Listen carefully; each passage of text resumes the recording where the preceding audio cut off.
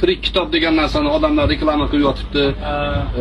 Bu Umid degan do'stimiz bor, u podkast qilib uni olib chiqdi.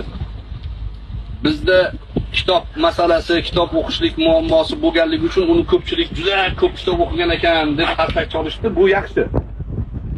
Kitobni targ'ibotiga yaxshi.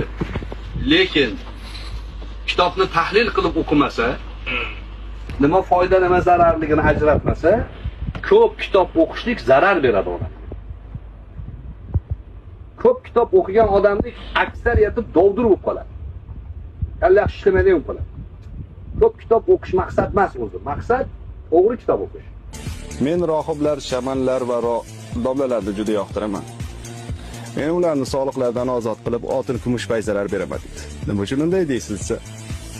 Ular meni xalqimni cho'pchaklarga ishontirib, menga bo'ysunuvchan qilib beradi. Din oddiy insonlar uchun haqiqat. Faylasuflar uchun yolg'on. Davlat uchun juda foydali. Endi u odamni kitob ko'p o'qigan deyishyapti. Meni bilishimcha u kitob ko'p o'qimagan.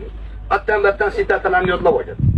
Chunki kitobni ko'p o'qigan odam O'zbekistonda Ibn Sino haqida o'zbek jamiyatiga u odam 3 ta odamga aroq ichishga ruxsat bergan demasida, kitob ko'p o'qigan odam farosati bo'lish kerak.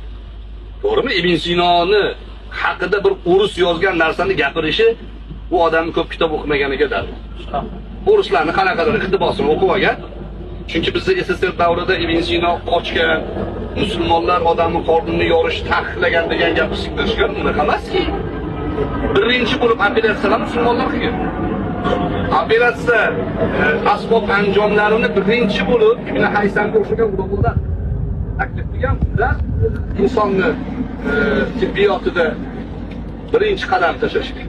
Ibn Sinoni muammoga uchratgan narsa uni tibbiyoti bo'lmagan. Ibn Sino o'sha davrlarda muammoga uchragan bo'lsa, falsafasi bilan, faylasuf bo'lgan.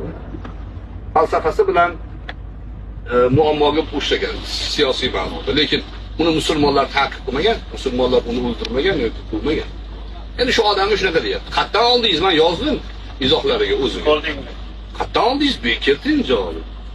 Payg'ambarimiz undoq deganlar, shayton undoq degan. U hadis emas u.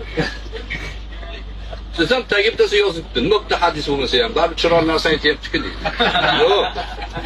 Payg'ambar aytayapti deganda chiroyli narsa u o'tmaydi. Payg'ambar aytmagan gapni aytdi deyish juda xatarli narsa. Allohning nomidan gapirish u. Payg'ambarlik da'vo qilish u. Payg'ambarning gapi vahiy hisoblanadi bizning e'tiqodimizda. Buni juda ehtiyot bo'lish kerak. Payg'ambar aytdi deyish uchun san'at kerak.